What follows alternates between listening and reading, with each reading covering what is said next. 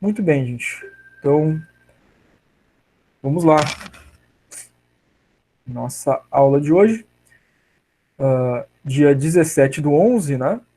Ela se refere, então, à nossa revisão final preparatória para a prova. E hoje é a data final para a entrega do trabalho disciplinar, né? O trabalho disciplinar ele vale 5 pontos e hoje é a data final de entrega. Ele estava disponível lá desde o primeiro dia, quando começou as aulas, dia 15/10, há um mês atrás. E, né, com a data de entrega até 17/11, né? Então, dava para entregar antes, né?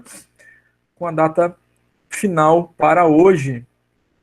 Então, boa parte de vocês, né? Já entregou o trabalho. Conforme nós combinamos na semana passada, né? Entregaram, quem entregou até domingo à noite, né? Eu consegui já corrigir e entregar a correção com nota. Quem entregou depois de domingo, né?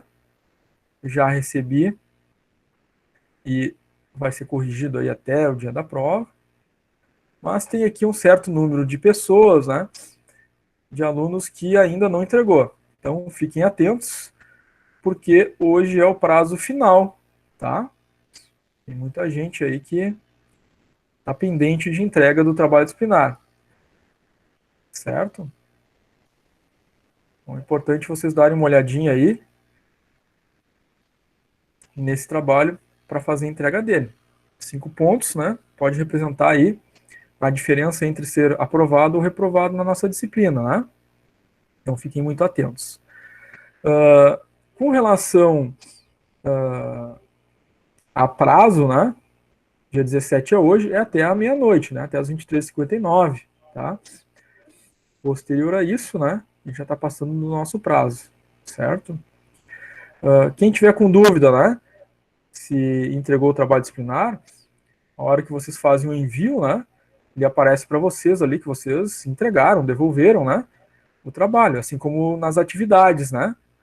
Quando vocês olham ali no mural do Classroom, aparece ali se ela está atribuída, se ela está entregue, né? Então, se por acaso, né, vocês fizeram um trabalho e não clicaram em enviar, entregar, ele não foi entregue, eu não recebi, eu não consigo olhar o trabalho enquanto vocês não entregarem, tá? Então, na dúvida, né, entrem lá no trabalho de vocês e olhem se vocês clicaram na caixa lá, entregar o trabalho, tá? Se foi feito e não foi entregue. Os que não fizeram, né, e não entregaram por conta disso, é hoje, tá? Conforme a gente combinou aí durante as nossas aulas, certo?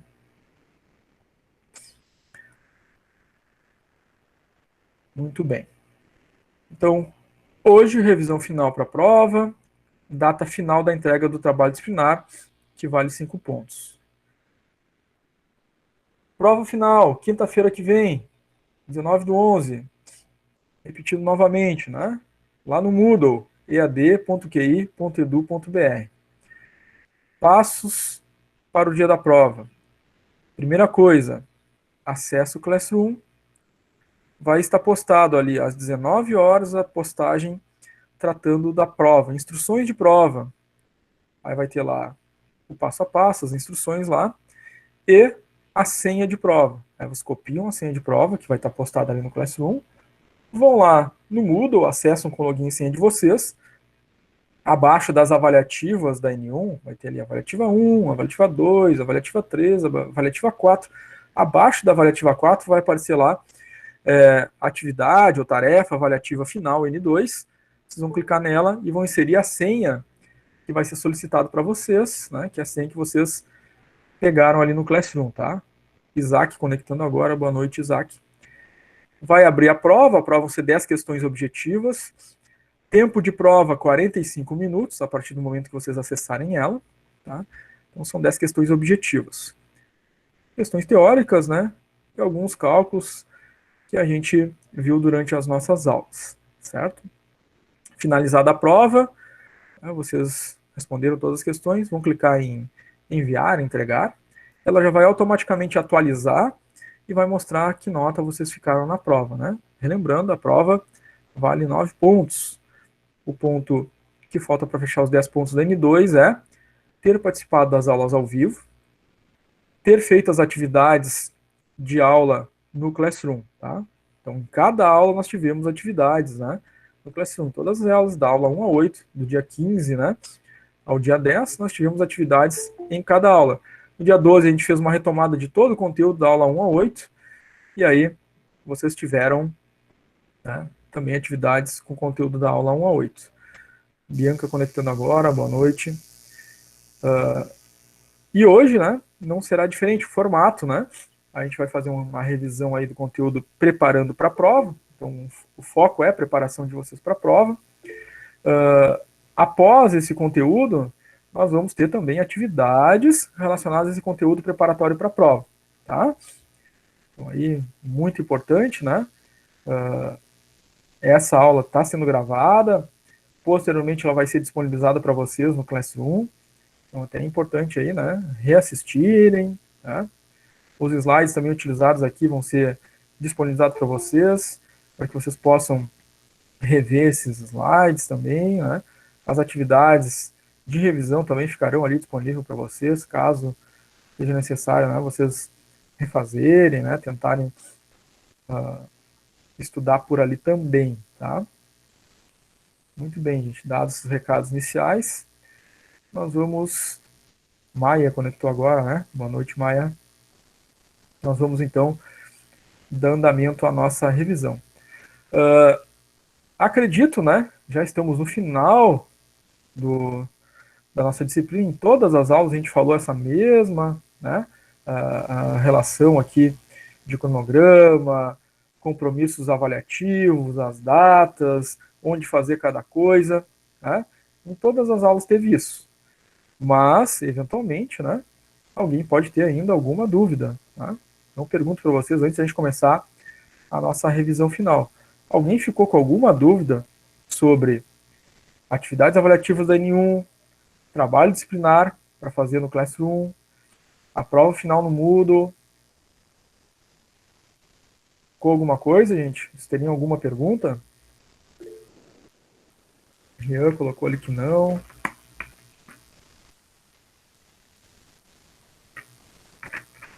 Yasmin também colocou que tá tranquilo para ela ali, por ali não.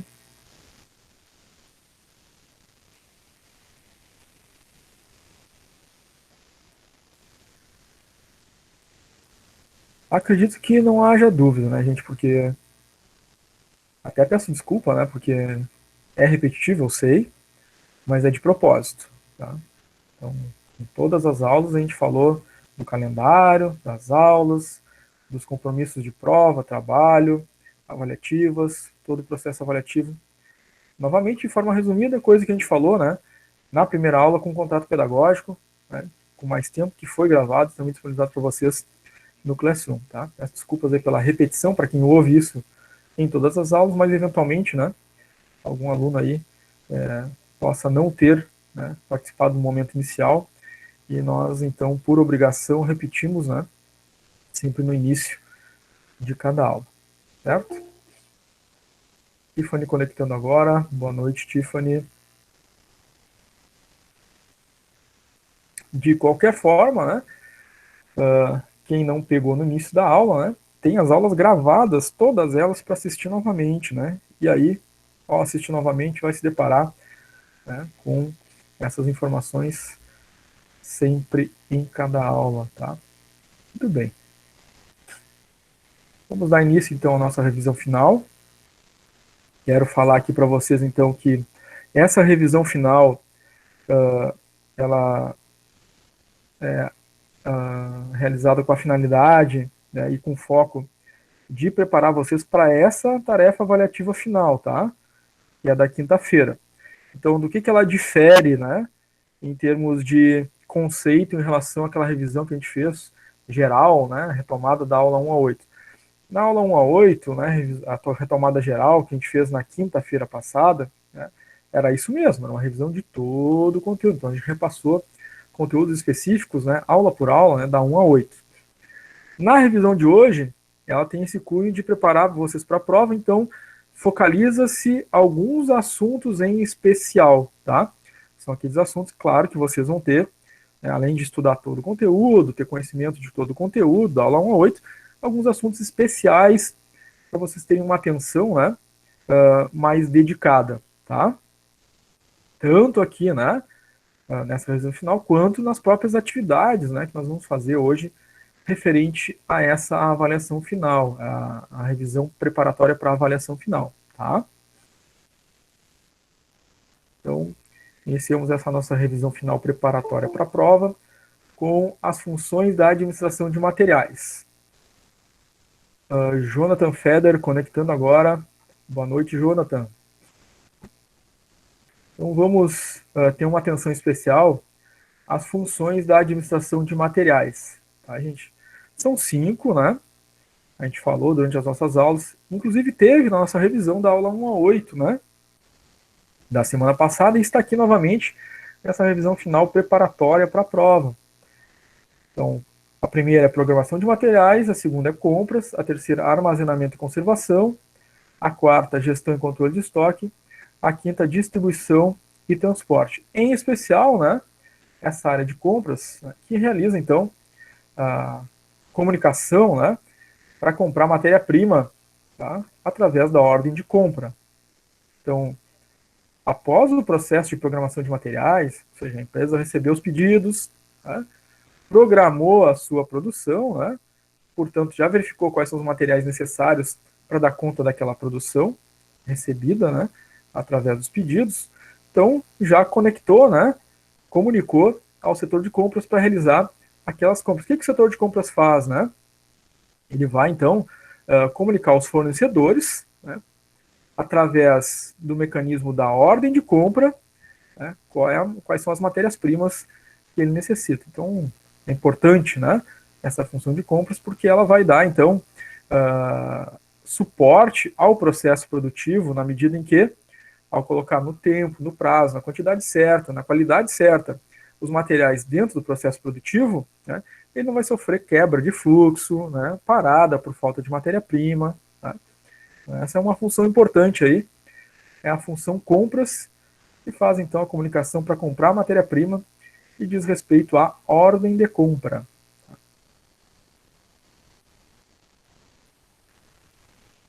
Vimos também nas aulas anteriores, né, e nossa retomada da 1 a 8 na quinta-feira passada, esse mesmo elemento aqui, né?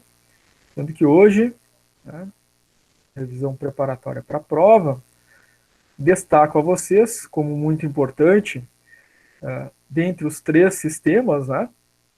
Sistema de produção por encomendas, sistema de produção em lotes, sistema de produção contínua.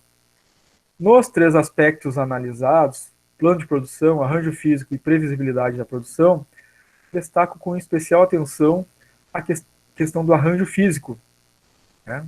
Arranjo físico ou layout, né, do inglês, tá? Ou seja, para cada tipo de sistema produtivo existe um arranjo físico mais adequado ou condizente com aquele sistema de produção, tá? Então, na produção sob encomenda, nós temos máquinas, equipamentos, pessoas arranjadas ao redor do produto. Então, nós formos lembrar aí, né, dos exemplos da produção por encomenda, por exemplo, a produção de avião. O avião ele não vai ter uma linha de produção de aviões, né, em que ele vai transcorrer durante todo o processo produtivo e aí vai ser feito o trabalho, a agregação de valor nele. Não, né? Ele fica estacionário, né, fixo num ponto, e aí são as máquinas, equipamentos, pessoas que estão organizados, então, ao redor desse produto, né? Boa noite aos que estão conectando agora. No sistema de produção em lotes, nós temos aí as máquinas, equipamentos e pessoas arranjados sequencialmente. Então, layout, arranjo físico adequado para a produção em lotes, né, é arranjo sequencial. Para cada setor, né, para cada área de trabalho, uma sequência de máquinas e pessoas e equipamentos. Na produção contínua, o arranjo físico se caracteriza, então, por, aí sim, máquinas, equipamentos e pessoas arranjados definitivamente ao longo do processo produtivo.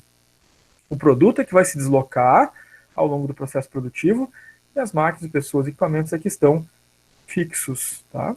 Aí nós vamos lembrar do exemplo da produção de veículos, né? Que vai, então, atravessando todo o processo produtivo, vai sendo, então, agregadas etapas produtivas até que o produto saia pronto no final. Então, daqui, destaca-se que, né, para cada sistema de produção, nós temos um sistema, melhor dizendo, um arranjo físico, um layout adequado, né, para cada um deles. Então é isso que a gente conclui, né? Verifica-se que cada sistema de produção apresenta características distintas, requerendo um arranjo físico específico. Aquilo que a gente acabou de ver, um por um, né? Cada sistema de produção tem uma característica de arranjo físico, tá? Claro que com a administração dos materiais adequados aí a cada um deles, né? A gente viu que os materiais, né, ou se deslocam ao longo do processo, né, ou sequencialmente, ou ao entorno do produto, tá? É isso que a gente viu aí no exemplo do arranjo físico em cada um desses sistemas de produção.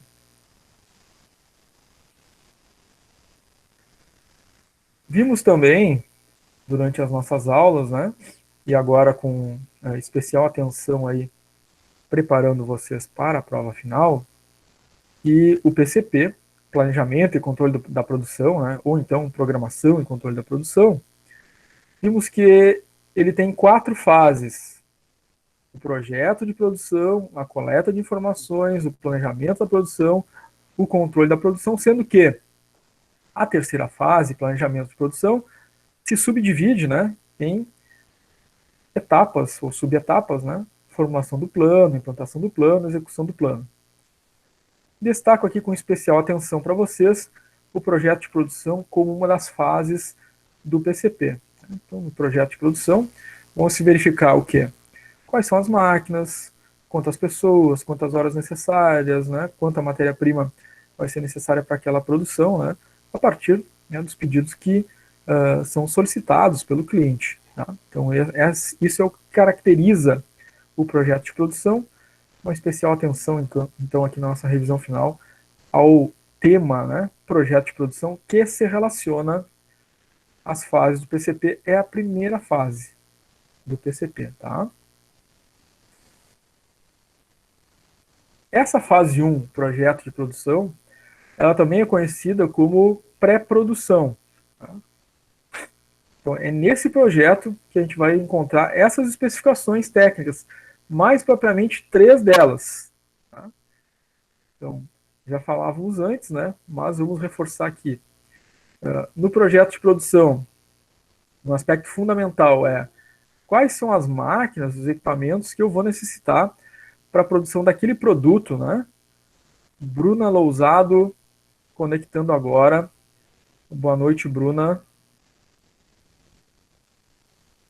Recomendo, inclusive, aqueles que conectaram com atraso, que assistam os recados do início dessa aula de hoje, né, e que procurem, né, ver na íntegra essa revisão preparatória para a prova. Tá?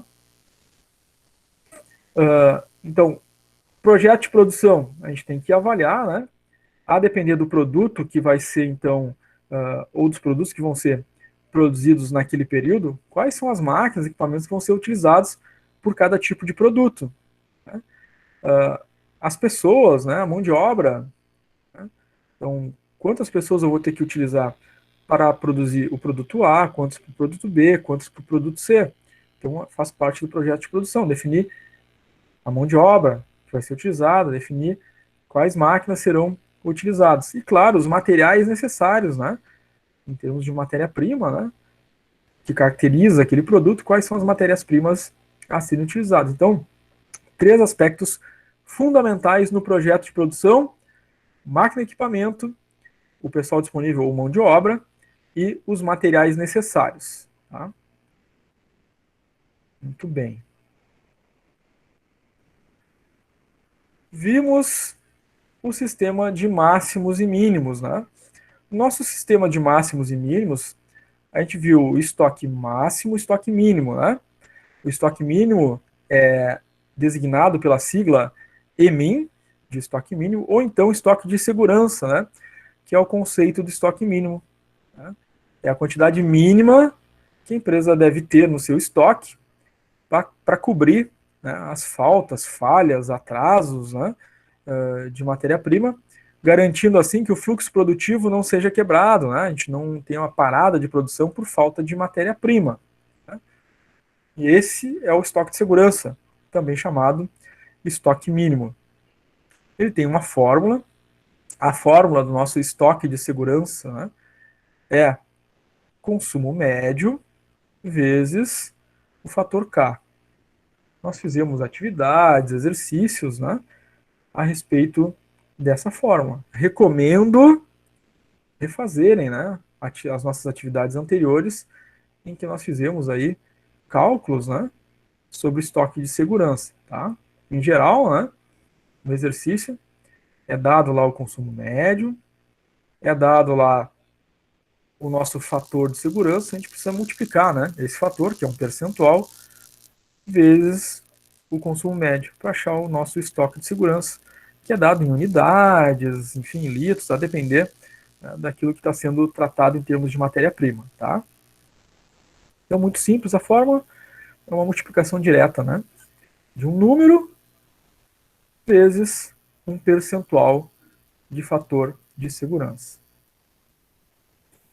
Estoque máximo é a quantidade máxima do material que se deve ter em estoque. Tá?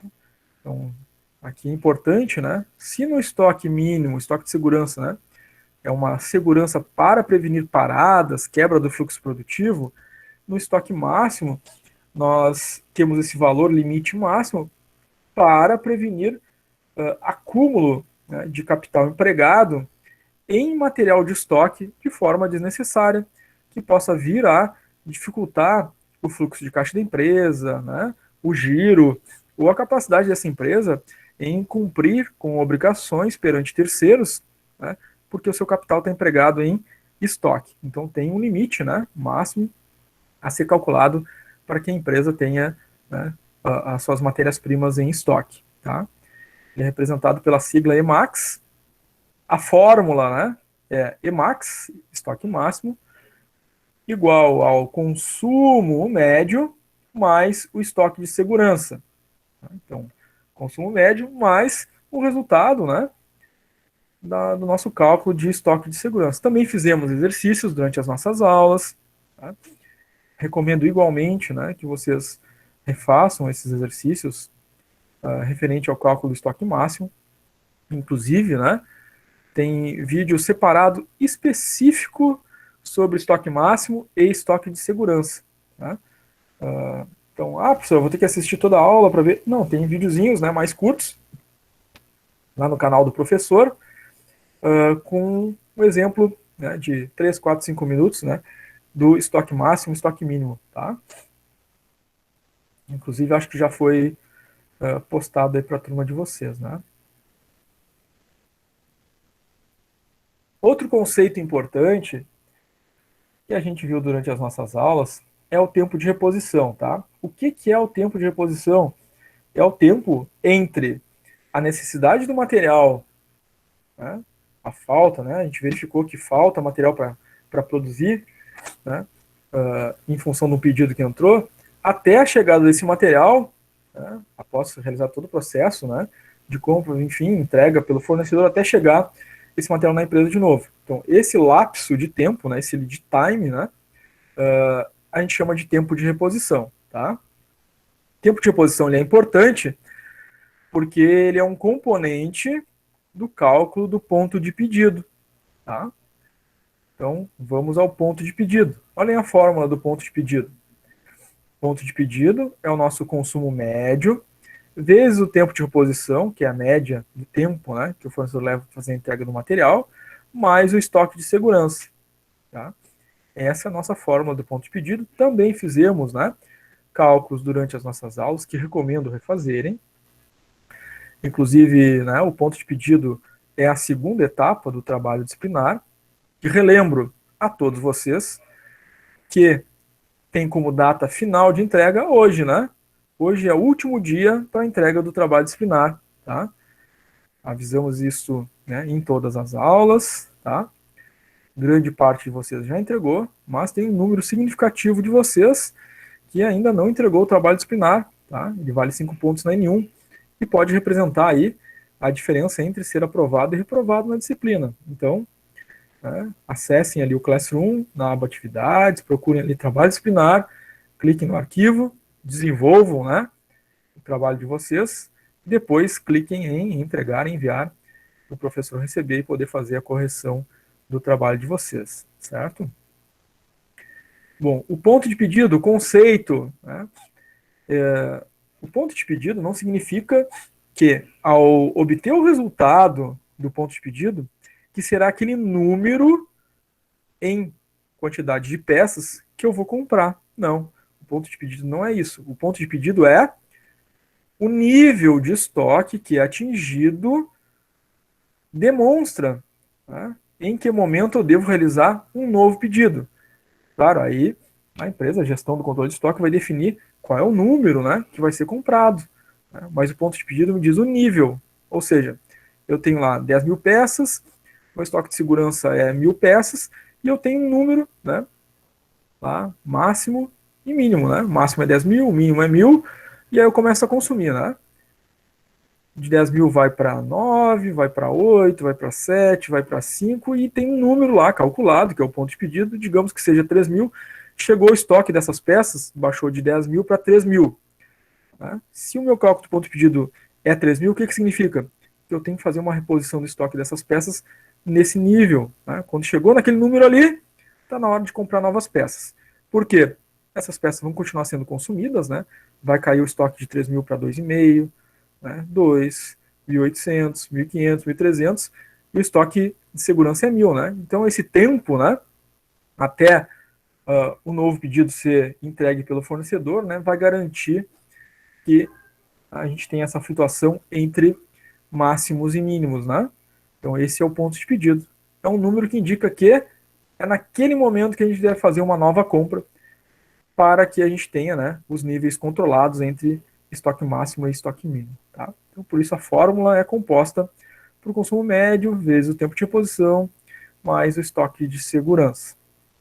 E nós temos aí, então, um exemplo prático de ponto de pedido. Então, considerando que o consumo médio de estoque de 120 unidades, num tempo de reposição de 24 dias, ou seja, existe um consumo de 120 unidades médio, e o fornecedor leva 24 dias para fazer a entrega do novo material. Tá? E a gente tem um estoque de segurança para esse tipo de insumo, de matéria-prima, de 60 unidades. Então, eu tenho os 3 elementos necessários para calcular o ponto de pedido. Então, temos ali consumo médio 120, vezes tempo de reposição 24, fecha parênteses, mais estoque de segurança. A multiplicação ali, 120 vezes 24, vai dar 2.860 unidades, mais as 60 unidades do estoque de segurança. O meu ponto de pedido é 2.940 unidades. Tá? Então, a partir dessa quantidade em estoque, é que eu vou realizar um novo pedido.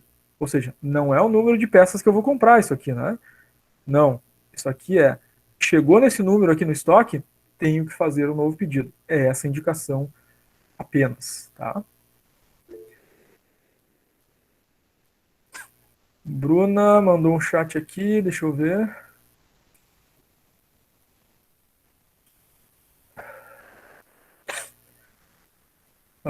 Acho que encerrou ao meio-dia, foi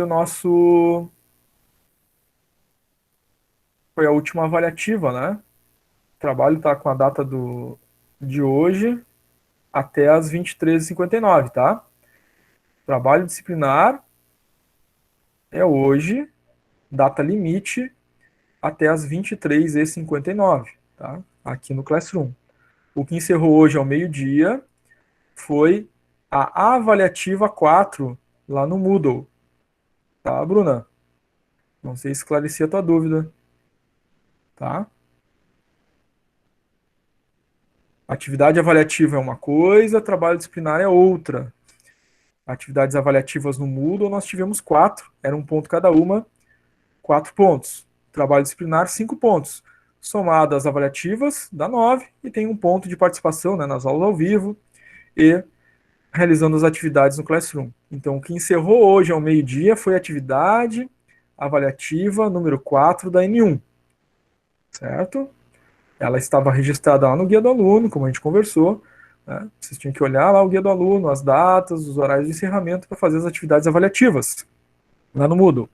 Com relação ao trabalho disciplinar, ele está disponível desde o primeiro dia, lá do 15 do 10, né? Em todas as aulas nós relembramos, né, esses compromissos, e o trabalho disciplinar encerra hoje, dia 17 do 10, às 23h59, e muitos de vocês já entregaram, né, mas tem um certo número aí que ainda precisa fazer essa entrega, e recomendo não deixarem de fazer a entrega, né, não deixem de fazer o trabalho, porque são 5 pontos, e como a gente comentou, né, o trabalho, ele pode fazer a diferença, né, entre a aprovação e a reprovação, né, certo?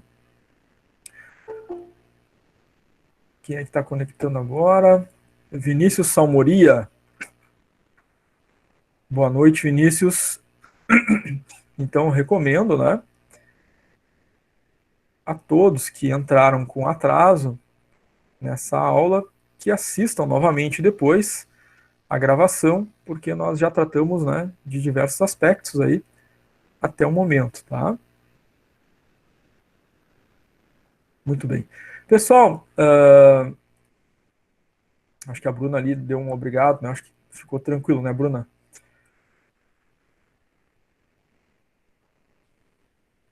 Não sei se ficou claro ali, mas a princípio acho que ela entendeu.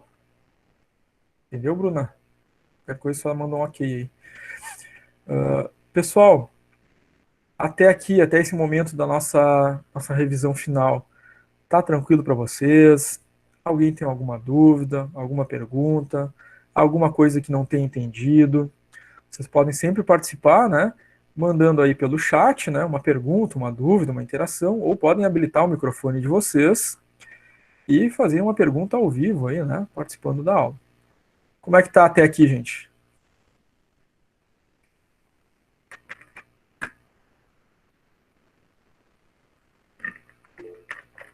O Isaac mandou um tranquilo ali no chat.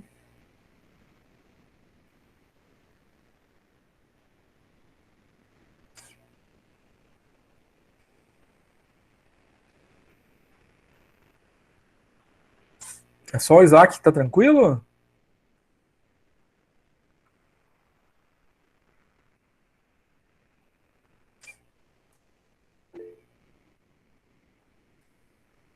A Ingrid também mandou um tudo certo.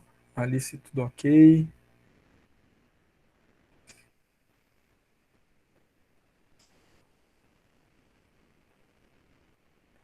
Tá, gente? Todo e qualquer momento vocês podem interagir aí. O Jonathan Salgado, tudo ok também. Tá? Qualquer momento que vocês podem interromper aí com áudio ou podem mandar pelo chat, sem problema algum, tá? Ronei, Ronei mandou ali mais tranquilo que a vitória do Melo no segundo turno. Ao que tudo indica, né, Ronei? Pelo erro aí dos institutos de pesquisa, mas esse é um assunto para outro momento. Jennifer, Jennifer Campiol, tudo tranquilo. Legal, Jennifer. Muito bem. Bom te ver aí nas nossas aulas, Jennifer, apesar de todas as dificuldades, né? Tá conseguindo acompanhar aí. Tenho certeza que os desafios são grandes, mas que bom que tu tá conseguindo acompanhar as nossas aulas.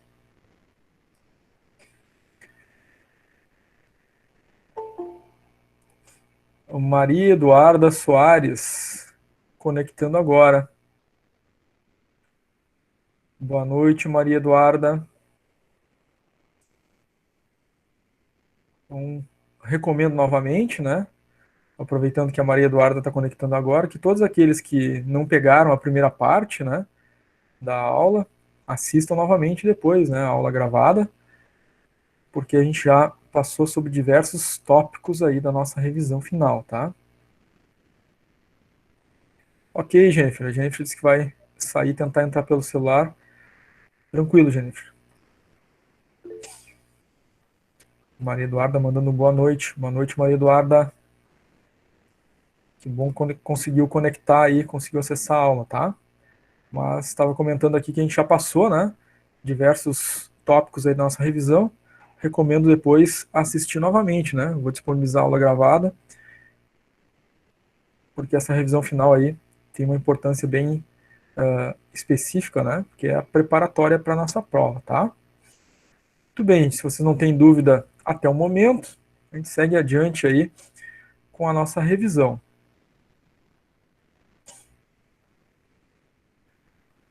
Durante as nossas aulas, nós vimos lá, em relação à gestão e controle de estoque, que existe um gráfico, né, chamado gráfico dente de serra, que nos possibilita visualizar, né, essa variação do estoque, né, quando o estoque está sendo reposto, quando o estoque está sendo consumido. A gente consegue visualizar isso num gráfico, né, em dois eixos, né, basicamente, o eixo da quantidade e o eixo do tempo, né.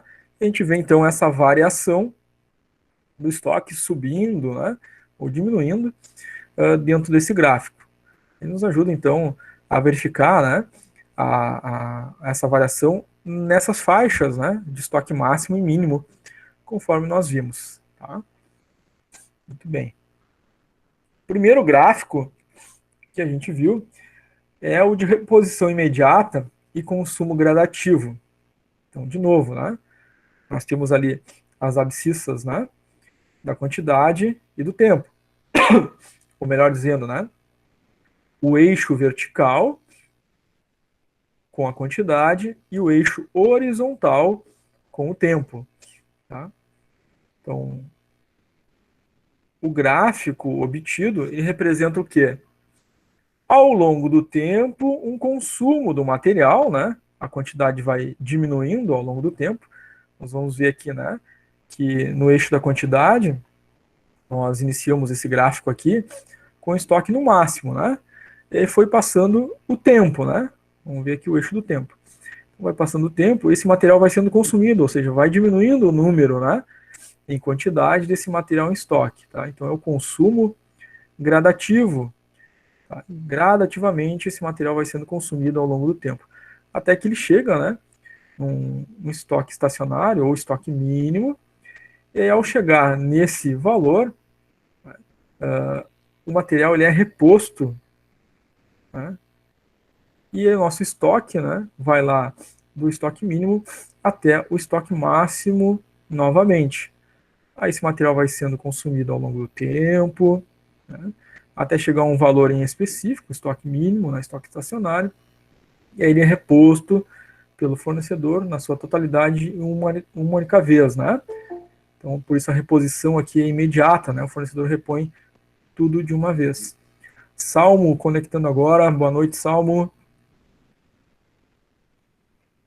Recomendo, né, Salmo, assistir aí a aula gravada depois, né, para pegar a primeira parte que já tratamos, tá? Nesse modelo de reposição imediata e o consumo gradativo, né, a empresa vai adquirir de uma única vez todo o lote de reposição da matéria-prima. Tá? E o consumo é que vai se dar ao longo do tempo, certo? Isso pode representar, né, para algum tipo de matéria-prima, por exemplo, a empresa aproveitar, por exemplo, em vez de fazer diversas compras ao longo do tempo, né, ela aproveita uma oportunidade de mercado, né? Então, digamos que uma matéria-prima que é importada, né, a situação cambial está favorável à importação, então a empresa não vai esperar, né, para fazer compras futuras, sabendo que o dólar pode aumentar de preço. Então ela pode, né, adquirir o seu estoque máximo, né, de uma única feita com esse fornecedor e repor esse estoque de uma única feita. Tá? Então, esse é um exemplo aí de uma reposição imediata, por exemplo. Né? E aí a empresa vai consumindo ao longo do tempo o seu material, né, deixando para fazer essa aquisição em algum outro momento que lhe seja mais favorável. Tá? Segundo exemplo, nós temos a reposição gradativa e o consumo gradativo.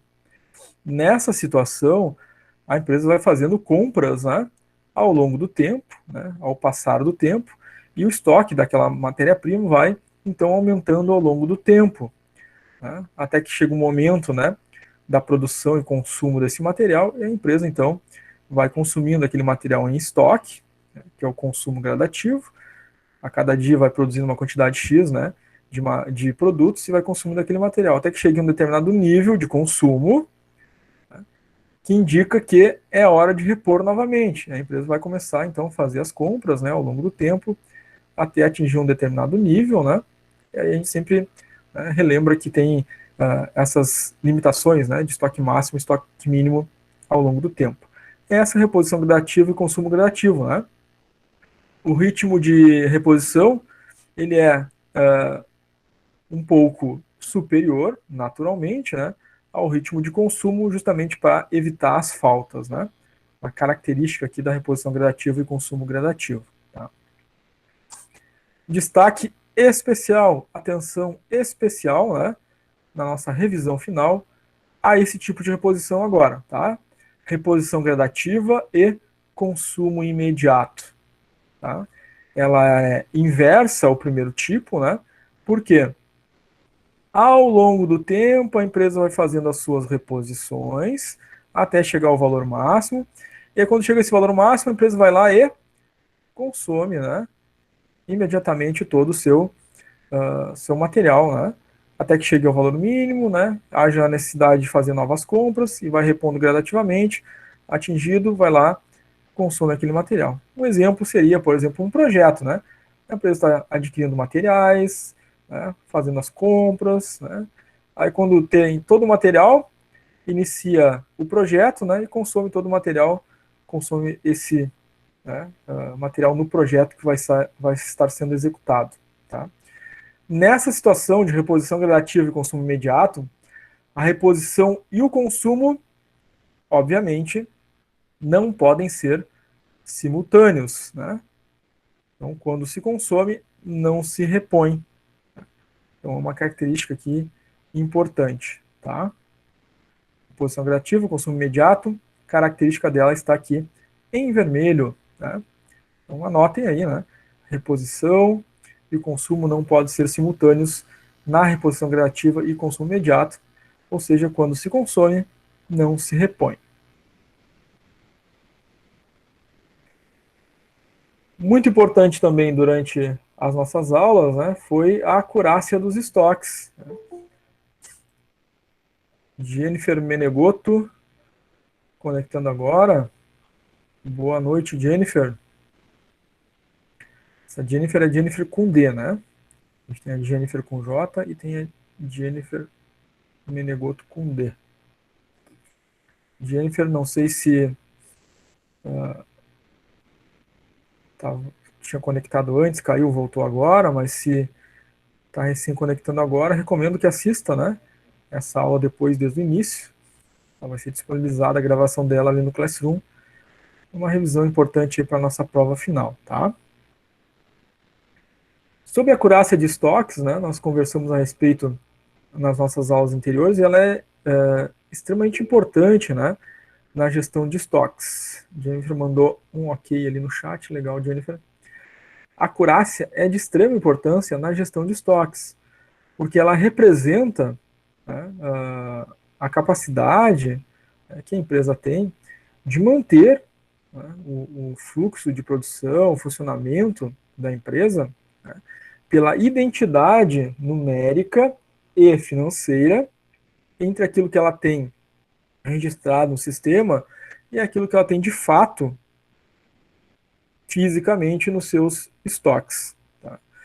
Então, a acurácia ideal em todos os casos, seja acurácia física ou acurácia financeira, é uma acurácia de 100%, que representaria a paridade, né? A paridade entre o sistema e o que de fato tem no estoque.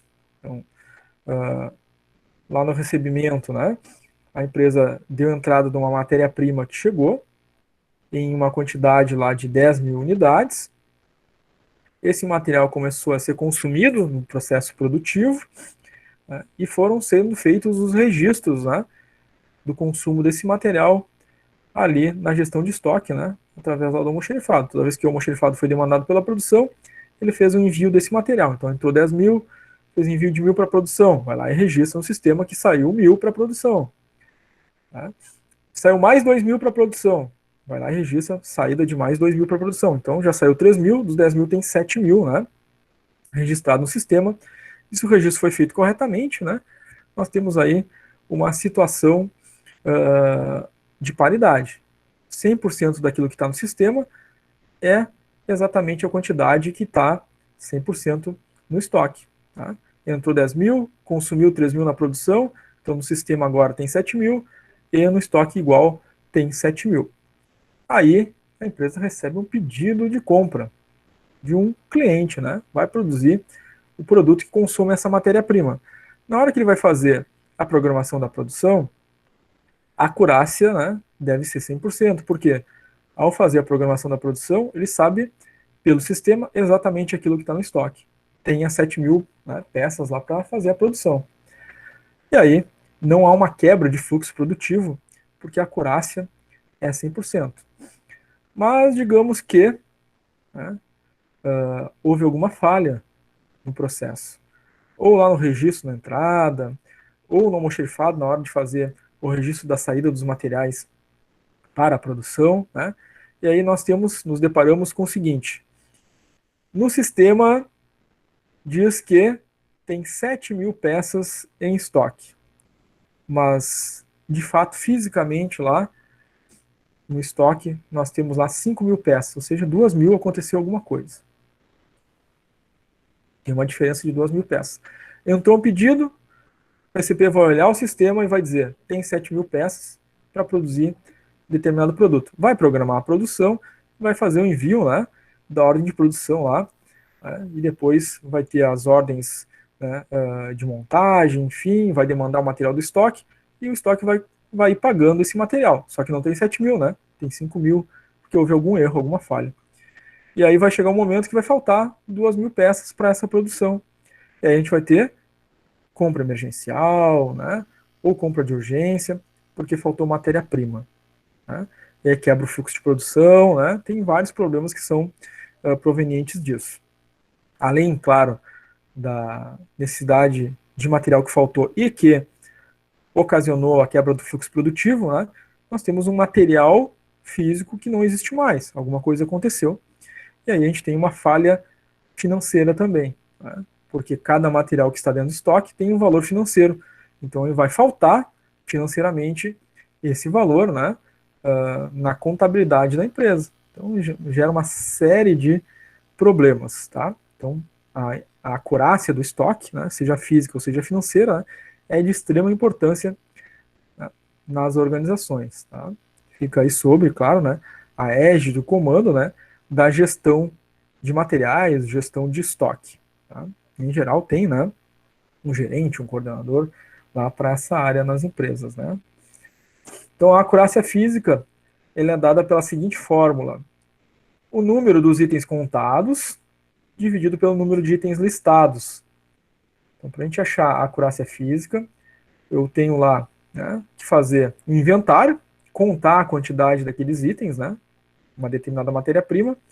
A gente vai lá e vê que tem no estoque lá 100 peças. Eu registro aqui, né? Contei lá, tem 100 peças, fiz o inventário. No sistema dizia que tinha 100 peças também. O que isso vai me indicar? 100 divididos por 100 dá 1.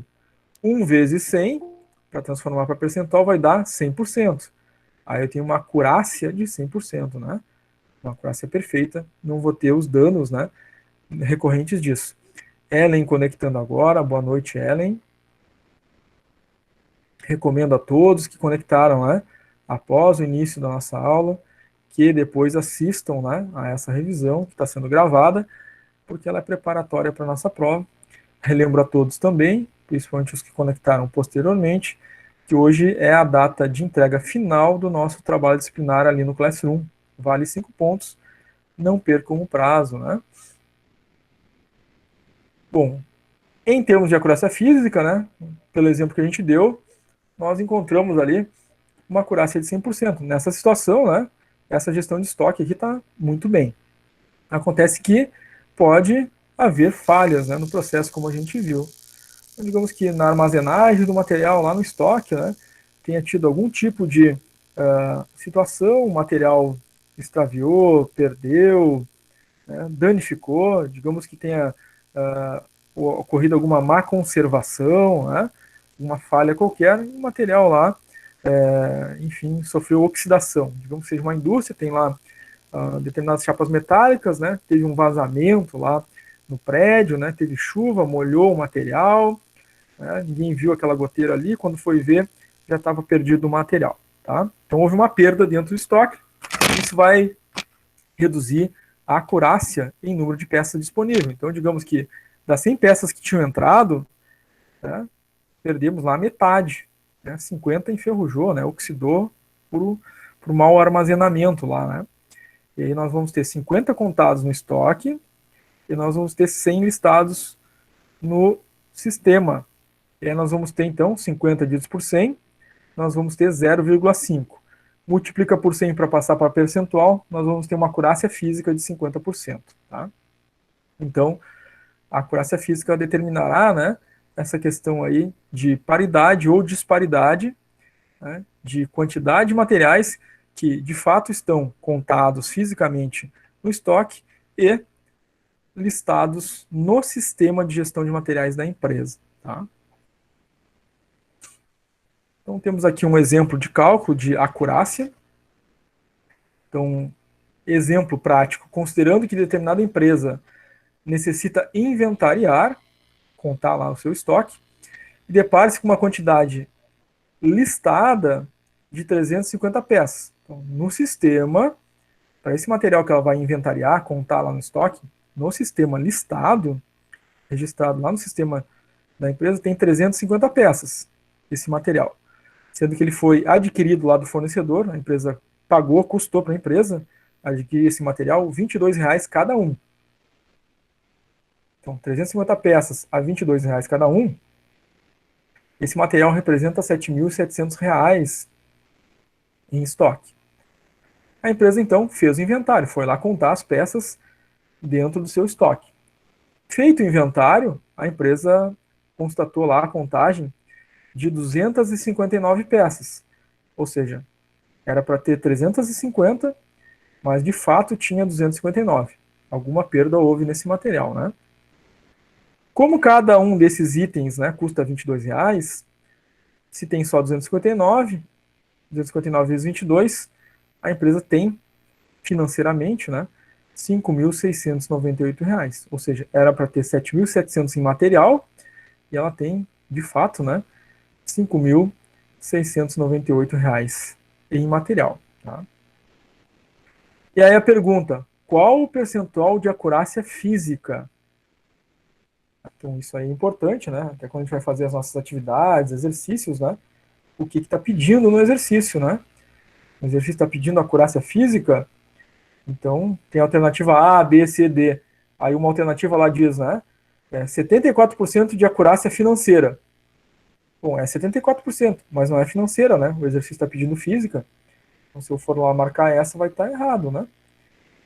Tem uma outra alternativa que diz 74% também, só que diz física. O exercício está pedindo o quê? Física? Então é 74% de acurácia física. Então, muita atenção em relação a isso também, né? Uma das coisas que acontece muito, né?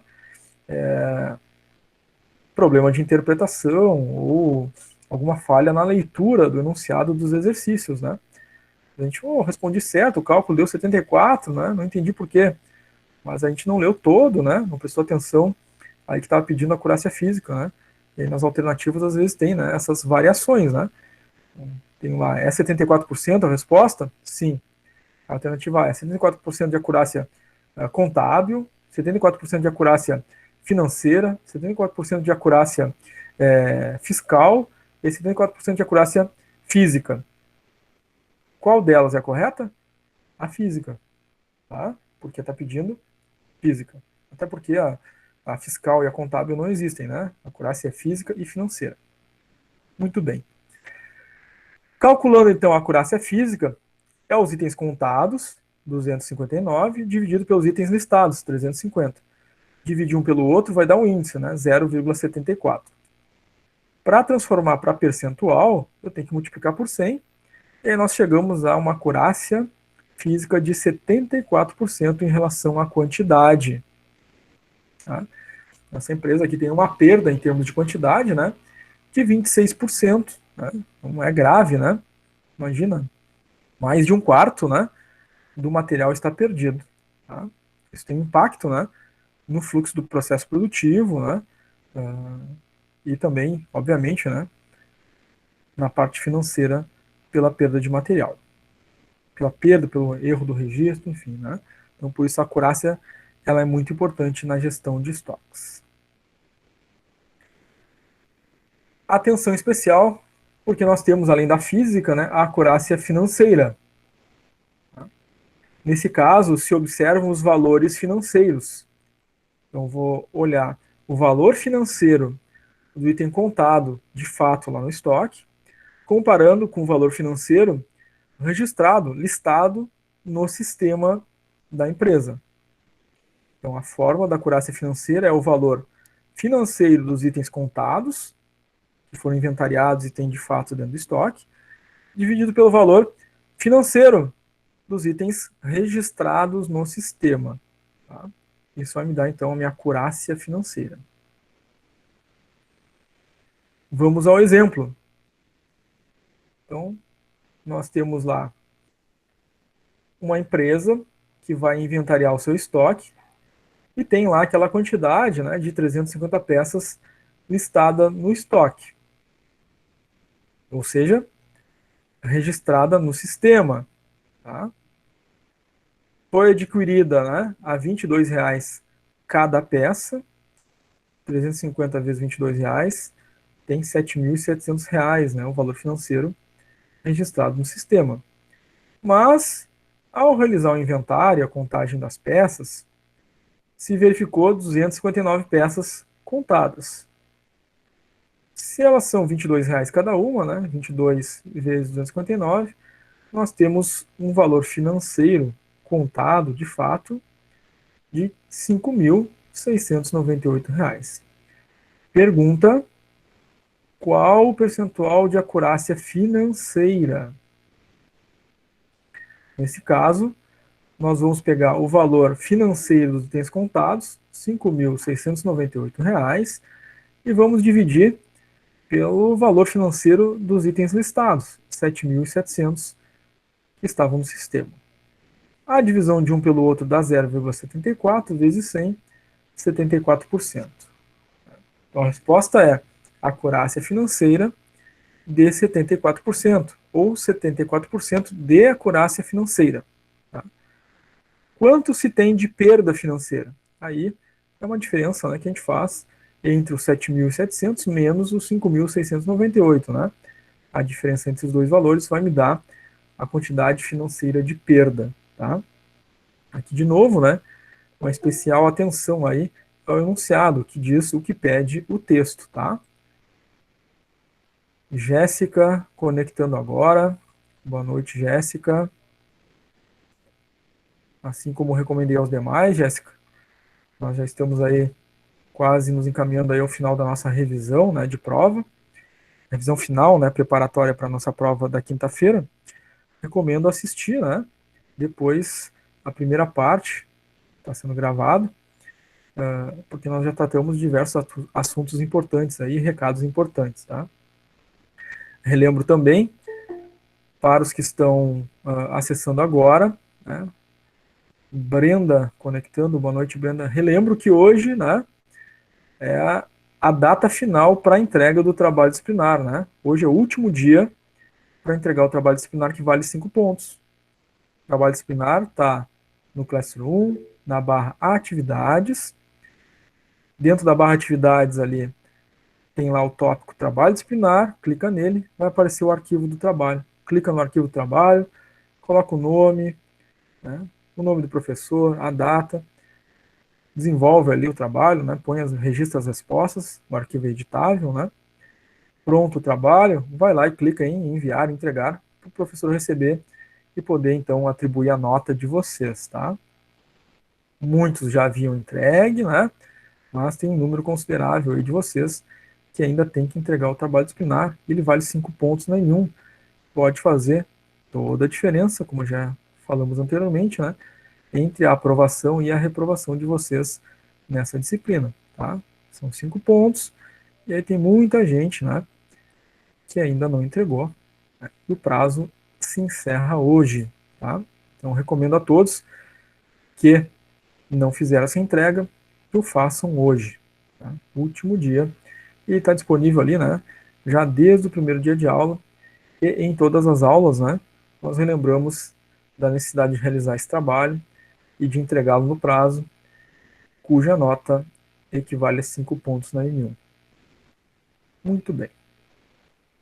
Até aqui, gente. Dúvidas, perguntas? Essa questão da acurácia que a gente viu agora, né? Tanto a física quanto a financeira. Essa questão anterior que a gente viu também, né?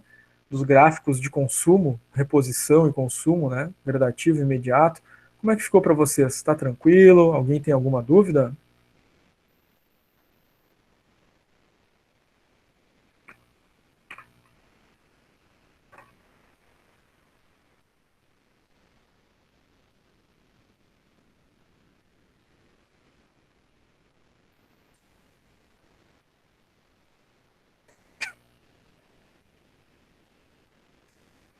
Temos. A Alissa mandou tranquilo, Renata também mandou tranquilo. Legal.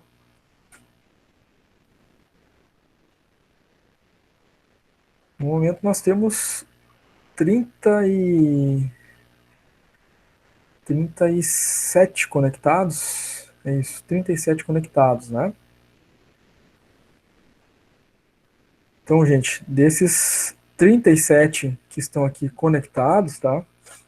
Nós temos ainda, em termos de entrega do nosso trabalho disciplinar, né? Aproximadamente aí umas 20 pessoas que ainda não fizeram a entrega do seu trabalho disciplinar, né? E vale 5 pontos, tá? A entrega final é hoje. Então aqui o Alan Xavier não entregou ainda, Alice Silva não entregou ainda, Bianca Gonçalves, Brenda Bier não entregou ainda, Bruna Lousado não entregou ainda, Daiane não entregou ainda, Gabriele não entregou ainda, Ellen Figueiredo ainda não entregou, Laura não entregou, a Maia ainda não entregou, Marcelo Hanatsky ainda não entregou, Michele, Natália Oliveira, o Rian, o Rodrigo, Salmo Vasconcelos, Vinícius Salmoria, Vitória Monteiro, esses aí ainda não entregaram, tá? Então procurem fazê-lo o quanto antes, né? Porque hoje se encerra esse prazo, tá? Alice Silva já entregou? Então deve estar usando dois perfis aí, né? Deve ter conectado, entrou com dois e-mails diferentes, então tem duas Alice Silva aqui. Espero que seja só uma mesmo, né? Não tem uma outra Alice Silva. A princípio só tem uma na chamada. Deve ter acessado o Classroom com e-mails diferentes em dias diferentes. Aí fica aqui pendente, né? Tá valendo aqui o nome dos que não entregaram. Então tem dois perfis que tu está utilizando no Classroom, né? Deve ter entrado um dia com um e-mail, depois no outro dia com outro e-mail, tá? Então por isso que aparece ali um que está pendente de entrega. Então foi isso, Alice. Isso é, por isso que aparece um deles que está com pendência, tá, Alice? Mas você já entregou pelo outro perfil, tranquilo.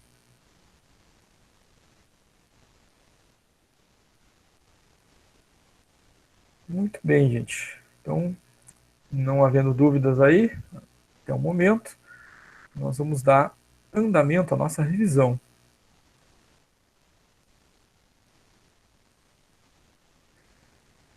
Durante as nossas aulas, né, nós vimos aí a gestão e controle de estoque, né, os diversos métodos e meios, né. Então, nós temos para avaliação de estoque os métodos de avaliação pelo custo médio, o método de avaliação pelo método PEPS, o método de avaliação pelo método EPS e o método de avaliação pelo custo de reposição. Tá? Cada um deles, né, com as suas características em relação à forma de fazer a valorização do estoque. O valor financeiro desse estoque, né, ele é, então, registrado a partir do tipo de método utilizado. Tá? A gente viu aí os exemplos durante as nossas aulas. Tá? Inclusive, esse método, né, o método PEPS, é um método do nosso trabalho disciplinar. Né? Então, quem entregou, quem fez, né, já deve ter assistido, inclusive, ali, né, os vídeos que demonstram como fazer esse método. Quem não fez ainda, né, a gente tratou desse método aqui em aula, com exemplos, né, teve uma aula completa a respeito, em que a gente tinha o método PEPS, mas nós igualmente temos vídeo separado lá no canal do professor, só sobre o método PEPS, e tem um outro vídeo, né, que fala do trabalho disciplinar em específico, aí fala das duas atividades do trabalho, né, que é o método PEPS e o ponto de pedido. Esse vídeo também já foi aí compartilhado algumas vezes no mural do Classroom para vocês, tá? Se alguém precisar aí, é só mandar uma mensagem no chat que eu recompartilho aí para vocês, tá? Bom, fato é que cada um desses métodos, né, exige uma valorização de estoque. Richelle conectando agora. Boa noite, Richelle. Richelle, recomendo que assista essa nossa revisão final, né, na íntegra, que vai ser disponibilizado depois, porque está sendo gravado, tá? Nós já passamos aí sobre diversos tópicos, e é importante rever, porque é uma revisão final preparatória aí para a prova, tá? Igualmente, reforço aqui, para quem está conectando agora, que hoje é a data final de entrega do trabalho disciplinar, tá?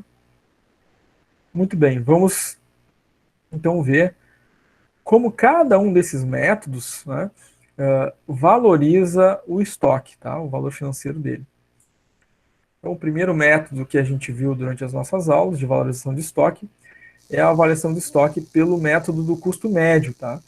Então, nesse método de custo médio, o preço de todas as saídas acontece pelo custo médio da matéria-prima do suprimento. Né? Ele age como um estabilizador do valor financeiro desse estoque, equilibrando aí a flutuação do custo. No longo prazo, esse valor de estoque vai refletir o custo real das compras com material. Tá? Então, isso é importante. Conceito dessa caixinha azul aqui, ó. Reflexo do método custo médio na avaliação do estoque, na avaliação financeira do estoque. No longo prazo, vai representar o custo real das compras do material. Método do custo médio. Tá? Ele vai fazendo média, né, dos valores, dos diferentes valores de aquisição. Né? A empresa comprou uma matéria-prima hoje por um determinado valor, daqui a uma semana por outro valor. O método custo médio, então, ao fazer a média dos valores, né, vai fazer, então, que o registro financeiro do material, né, represente os custos reais das compras desse material. Então, valorizando o estoque aí pelos custos reais. O segundo método, que é o método PEPS, inclusive o método do trabalho disciplinar, como a gente já falou, né, nesse método, ele é caracterizado, né, pelo registro das entradas e saídas, ou seja, o registro financeiro da primeira entrada, né, ele vai ser utilizado para fazer o registro do custo, né, da saída desse material, né, primeiro que entrou, primeiro que sai. Então, a primeira saída que eu tiver vai ser feita em relação ao valor financeiro do primeiro registro de entrada. Né? Assim, cronologicamente. Acabou os materiais da primeira entrada, eu vou começar a consumir os materiais da segunda entrada, da terceira entrada, da quarta entrada, em sequência cronológica, fazendo o registro das saídas, também cronologicamente. Né? Acabou os materiais da primeira entrada, na próxima saída eu já uso o custo da segunda entrada, assim sucessivamente. Tá? Então, o reflexo do método PEPS na avaliação financeira do estoque, né, ocorre da seguinte forma, né? Por esse método, o valor do estoque fica sempre atualizado em relação ao valor da última entrada, aproximando os cálculos do custo de produção aos preços atuais do mercado. É o método PEPS. O próximo método é o método EPS. O último que entrou vai ser o primeiro a sair. Então, o registro, né, do custo do material adquirido, né, na data última, né, vai ser utilizado para fazer o registro de saída do material do estoque. Né? Então, se usa o valor da última entrada para fazer a primeira saída. Como ocorre, né, o reflexo desse método na avaliação financeira do estoque? Com a saída do estoque é feita pela última, como a saída do estoque é feita pela última compra, acaba por refletir um custo de produto mais elevado, supervalorizando o preço do material aplicado na produção. Então, um efeito, né, do método UEPS, como a última compra, né, tende a ser, né, inflacionada, né, ao longo do tempo, ela vai refletir uma supervalorização do estoque, porque as saídas vão ser feitas pelas últimas entradas. E, em geral, né, as entradas vão sendo sempre valorizadas ou atualizadas, né, no ritmo inflacionário. Né. Nós temos também o último método de valorização, né, de avaliação financeira do estoque, que é o custo de reposição. Tá? Então, o custo de reposição, ele vai fazer essa avaliação financeira do estoque, adicionando o custo unitário ao custo de reposição. Então, o valor do estoque está sempre atualizado em relação ao mercado. É uma característica, né, da avaliação do estoque pelo custo de reposição. Ele fica atualizado em relação ao mercado. Tá? Então, são esses 4 métodos de avaliação de estoque, de valorização, então, financeira do estoque. Tá? Cada um deles levando a uma característica, né, de valor do estoque. Muito bem. Fechamos aqui a nossa revisão final, preparatória para a prova. Certo, gente? Agora eu gostaria de saber de vocês aí, se tem perguntas, dúvidas, gostariam de trazer alguma questão em específico?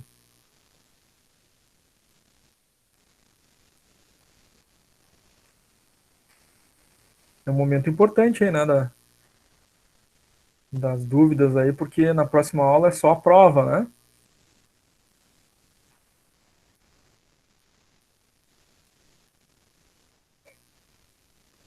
Como é que tá para vocês, gente? Estão tranquilos? Não querem fazer nenhuma pergunta? Tem alguma dúvida? Podem se manifestar pelo chat ou ao vivo aí pelo microfone. Principalmente aqueles que entraram depois, né?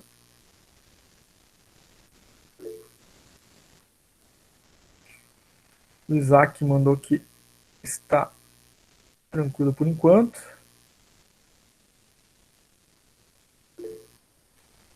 A Ingrid também mandou um tranquilo ali. Vocês são muito tranquilos, né? Tá todo mundo tranquilo, isso é importante. Significa que o conteúdo aí foi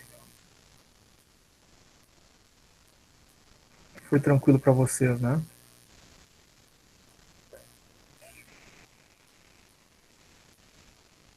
Muito bem, se vocês não tiverem perguntas agora nesse momento, nós vamos fazer aquele nosso intervalo de 15 minutos, né?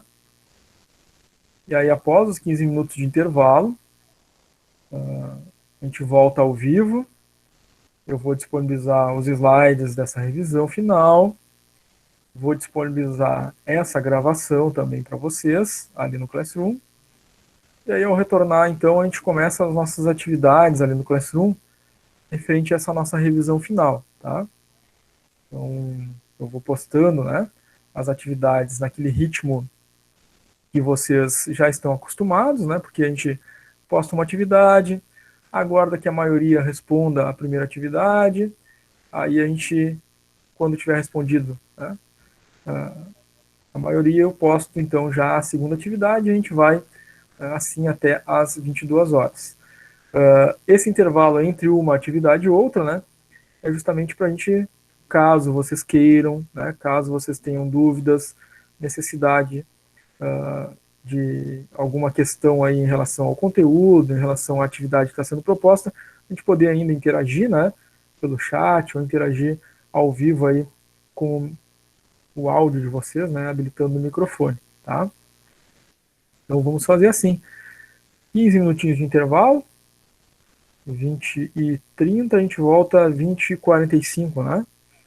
Então, 20 e 45 a gente está de volta aí com as nossas atividades no Classroom e com dúvidas, perguntas, né? Interação de vocês também ao vivo aqui pelo Google Meet, tá? Pode ser, gente?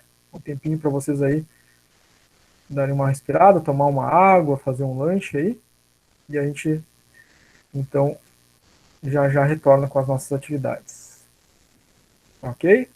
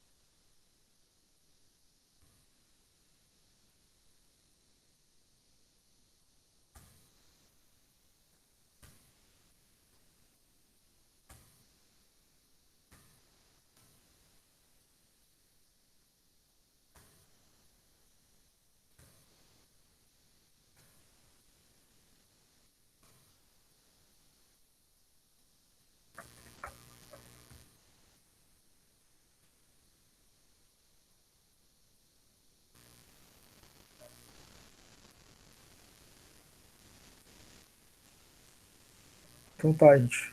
Vamos entrar em intervalo, 15 minutinhos. Daqui a pouco voltamos a nos falar. Até breve.